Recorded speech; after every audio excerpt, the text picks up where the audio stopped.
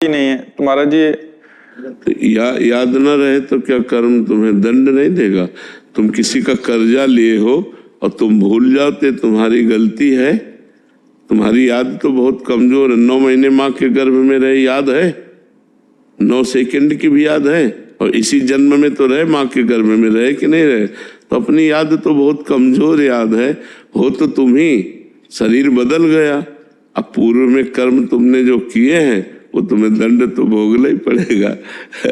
जैसे 10 वर्ष मुकदमा चलता है, आप भूल जाओ कि कत्ल किया था, लेकिन आपको जो सजा है, आजीवन सजा, फांसी की सजा, वो तो मिलेगी ना। अब कह दो हम भूल गए तो हमको क्यों सजा मिलती है? भूल गए तो तुम्हारी गलती है, तुम्हारी कमी है। नहीं, तुमने जो जो अपराध किए हैं या जो जो अच्छे कर्म किए हैं उनका फल आपको मिलेगा। अच्छा, शरीर बदल जाते हैं। शरीर माने पोशाक।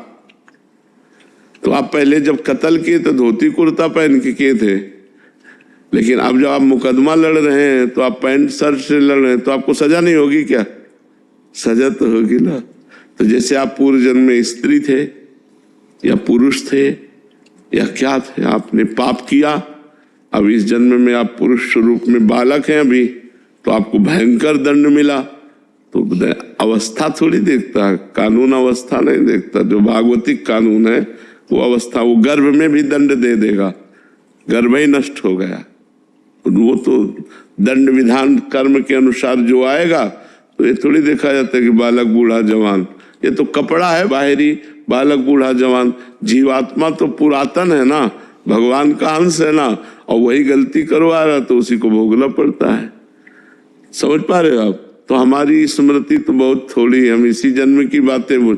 परसों क्या खाया था 12 बजे दोपहर के?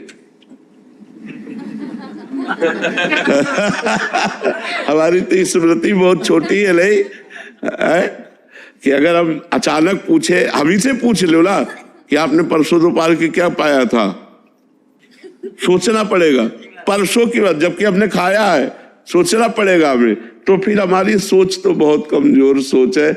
हम अपनी सोच के अनुसार न्याय कैसे मांग सकते हैं? हमने जो जो किया जन्म जन्मांतरों में, अवश्य में भोक्तव्यम कृतम कर्म शुभाशुभम, हमको शुभ अशुभ कर्म भोगने पड़ते हैं।